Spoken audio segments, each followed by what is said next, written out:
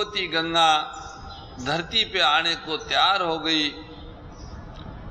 धरती पे आती हुई गंगा को धारण करने के लिए भगवान शिव तैयार हो गए और शिव जी की जटा से निकल के गंगा जी भागीरथ जी के पीछे पीछे चली। ये वही गंगा है, ये आगे गंगा सागर में जाती है।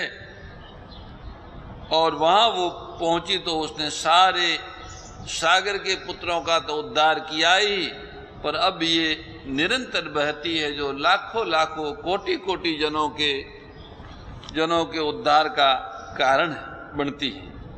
ऐसी परम पवित्र ये गंगा जी हैं। ऐसा सुनाया। इनका धरती पर आने का कारण ये था और अब वो धरती के जीवों का उद्धार करने के लिए बह रही है। जब गंगा जी का इतना महात्म्य बताया तो श्री राम जी ने, लक्ष्मण जी ने विश्वामित्र जी के साथ उसमें स्नान किया, नित्य नेम किया, सूर्य को अर्घ दिया, तट पर स्थित शिवालय में जल चढ़ाया, तुलसी को जल चढ़ाया, ब्राह्मणों का पूजन किया। इस तरह से वहां सबका आशीर्वाद लेके जनकपुर की ओर चले। जनकपुर नजदीक आ गया। श्री राम जी ने जब जनकपुर की शोभा देखी तो वे छोटे भाई लक्ष्मण सहित अत्यंत प्रसन्न हुए।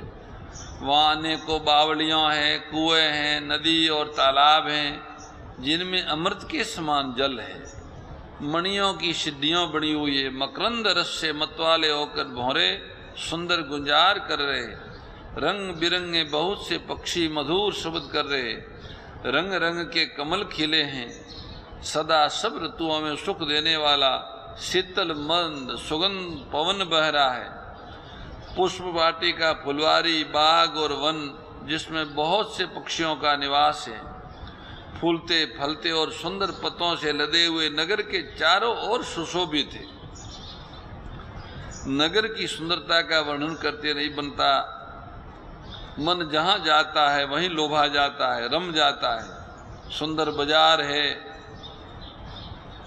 मानो ब्रह्मा जी ने उन्हें अपने हाथों से बनाया हो। कुबेर के समान श्रेष्ठ धनी व्यापारी सब प्रकार की अनेक वस्तुओं लेकर दुकानों में बैठे हैं। सुंदर चौराहे और सुहावनी गलियों सदा सुगंध से सिंची रहती हैं। सबके घर मंगलमय हैं। उन पर चित्र कटे हुए हैं जिन्हें मानो कामदेव रूपी चित्रकार ने अंकित किया है। नगर के सभी स्त्री पुरुष सुंदर पवित्र साधु स्वभाव वाले धर्मात्मा, ज्ञानी और गुणवान हैं।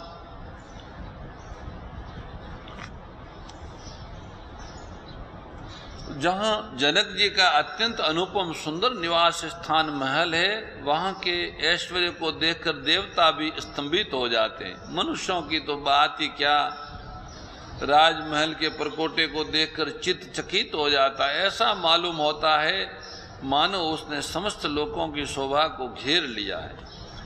धवल धाम मणिपुरट पट सुघटित नाना भात सिय निवास सुंदर सदन शोभा किमि कही जाती।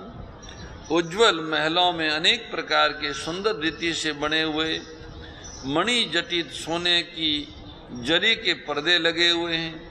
सीता जी के रहने के सुंदर महल की शोभा का वर्णन नहीं किया जा सकता। राजमहल के सब दरवाजे सुंदर हैं, जिनमें वज्र के मजबूत अथवा हीरों के चमकते हुए किवाड़ लगे हुए हैं। वहाँ राजाओं, नटों, मागधों और भाटों की भीड़ लगी हुई है। घोड़ा, हाथी,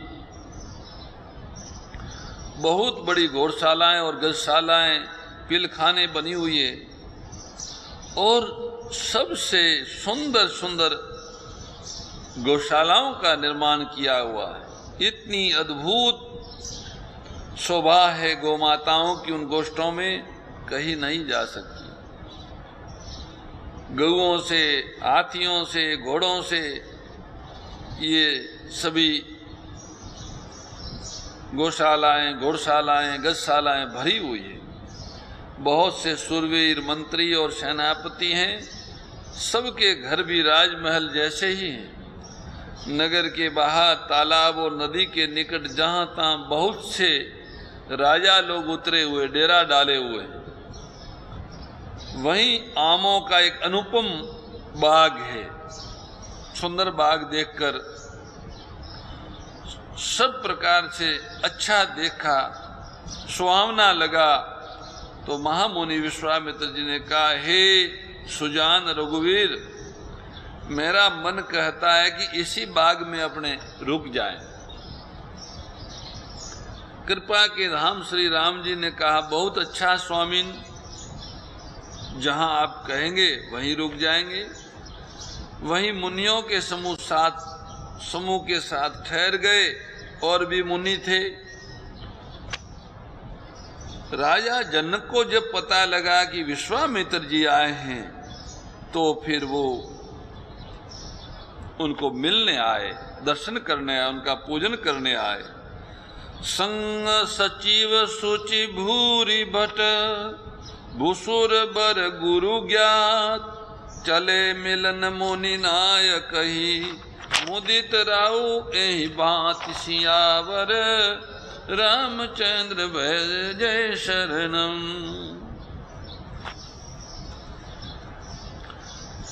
तब उन्होंने पवित्र हृदय के ईमानदार स्वामी भक्त मंत्री, बहुत से योद्धा, श्रेष्ठ ब्राह्मण, उनके गुरु सतानंद जी और अपनी जाति के श्रेष्ठ लोगों को साथ लिया। इस प्रकार प्रसन्नता के साथ राजा विश्वामित्र महामुनि से मिलने के लिए चले। मुनियों के स्वामी महामुनि विश्वामित्र को मिलने चले। कीन प्रणाम चरण धरि माता, दीन आशीष मुदित मुनिनाथा, विप्र वृंद सब सादर वंदे, जानी भाग्य बड़ राउ आनंदे, कुशल प्रसन्न कही बारहि बारा, विश्वामित्र नरपै बैठारा, तई अवसर आए दोहु भाई, गए रे देखन फुलवाई, श्याम गोर मृदु बयस किशोरा, विश्वामित्र निकट बैठाए, भय सब सुखी देखी दोहु भ्राता, बारी बिलोचन पुलकित गाता, मूर्ति मधुर मनोहर देखी, भयउ विदेहु विषेखी, प्रेम मगन मनु जानि नृपो, करि विवेक उधरि धीर, बोले मुनि पद नाय सिर, गद गद गिरा गंभीर सियावर, रामचंद्र भज जय शरणम। तुलसीदास जी महाराज कहते हैं, महाराजा जनक अपने सभी सहयोगियों को साथ लेके विश्वामित्र जी के चरणों में आम के बागों में उपस्थित हुए और उन्होंने मुनियों के भी स्वामी महामुनि विश्वामित्र जी ने प्रसन्न होकर उनको आशीर्वाद दिया। राजा ने उनका पूजन सत्कार किया। उनके साथ आई हुई सारी ऋषि मंडली, ब्राह्मण मंडली को आदर सहित प्रणाम किया। अपना भाग्य समझा कि आज मेरे यहाँ महामुनि विश्वामित्र जी के साथ इतने इतने ऋषि आए, ऐसा समझकर वो खूब आनंदित हुए। बार बार कुशल प्रश्न करके विश्वामित्र जी ने राजा को बैठाया। राजा बैठो, सब अच्छा है, विराजो। उसी समय दोनों भाई आए, फुलवाड़ी देखने गए हुए थे, आ गए। सुकुमार किशोर अवस्था वाले श्याम और गौर वर्ण के दोनों कुमार, नेत्रों को सुख देने वाले और सारे विश्व के चित्त को चुराने वाले। जब रघुनाथ जी आए तब सभी उनके रूप एवं तेज से प्रभावित होकर उठकर खड़े हो गए। महामुनि विश्वामित्र जी ने रघुनाथ जी को अपने पास बैठा लिया। दोनों भाइयों को देखकर सभी सुखी हुए, सबके नेत्रों में जल भराया, आनंद और प्रेम के आंसू उमड़ पड़े, शरीर रोमांचित हो उठे। राम जी की मधुर मनोहर मूर्ति को देखकर विदे जनक विशेष रूप से विदे देह की शुद्ध बुद्ध से रहित हो गए। मन को प्रेम में मगन जान राजा जनक ने विवेक का आश्रय लेकर धीरज धारण किया और मुनि के चरणों में सिर झुकाकर प्रेम भरी गंभीर वाणी में बोले। क्या बोले? संत तुलसीदास जी महाराज कहते हैं, मंगल भवन मंगलहारी, उमा सहित जहीं जपत पुरारी। कहो नाथ सुंदर दोहु बालक, मुनि कुल तिलक की नृप कुल पालक। ब्रह्म जो निगम नेति कहि गावा, उभय बेस धरी की सोई आवा। सहज विराग रूप मनु मोरा, थकित होत जिमी चंद चकोरा। ताते प्रभु पूछऊं सति भाऊ, कहो नाथ जनी करहु दुराऊ। इन्हीं बिलोकत अति अनुरागा, बर बस ब्रह्म सुख मन त्यागा। कह मुनि बियसी कहो नृपनी का, बचन तुम्हार न होय अली का। ये प्रिय सबई जहाँ लगी प्राणी, मन मुस्काई राम सुनिवानी। रघुकुल मणि दशरथ के जाए, मम हित लागी नरेश पठाए। राम लखन दो बंधुवर, रूपशील बलधाम। मख राख्यों सबु साखी जगु, जीते असुर संग्राम सियावर। रामचंद्र भज जय शरणम। महाराज जनक बोले, हे महामुनि, कहिए ये दोनों सुंदर बालक कौन है? ये मुनियों के मुनि कुमार, ऋषि कुमार, मुनि कुल के भूषण है अथवा किसी राजवंश के पालक है, या फिर वेदों ने जिनको नेति नेति कहकर गान किया है, कहीं वही ब्रह्म तो युगल रूप धारण करके प्रकट नहीं हो गया? मेरा मन जो स्वभाव से वैराग्य रूप बना हुआ है, इनको देखकर इस तरह मुग्ध हो रहा है जैसे चंद्रमा को देखकर चकोर। हे प्रभु, इसलिए मैं आपसे सत्य निश्चल भाव से पूछता हूँ, हे नाथ बताइए, सिपाव न कीजिए, ये कौन है? इनको देखते ही अत्यंत प्रेम के वश होकर मेरे मन ने जबरदस्ती ब्रह्म सुख को त्याग दिया है। ऐसी वाणी निखालस और प्रेमा अनुभूति की वाणी सुनकर विश्वामित्र जी हंस के बोले, हे राजन, आपने ठीक ही कहा है, आपका वचन मिथ्या नहीं हो सकता। जगत में जहाँ तक जितने भी प्राणी हैं, ये जो हैं ये सबको प्रिय है, ये रघुनाथ जी सबको प्रिय है। मुनि की रहस्य भरी वाणी सुनकर श्री राम जी मन ही मन मुस्कुराते हैं, हंसकर मानो संकेत करते हैं कि रहस्य खोलिए मत। तब मुनि ने कहा, ये रघुकुल मणि महाराजा दशरथ के पुत्र हैं, मेरे हित के लिए राजा ने इनको मेरे साथ भेजा है। ये राम और लक्ष्मण दोनों ही श्रेष्ठ भाई, रूपशील और बल के धाम हैं।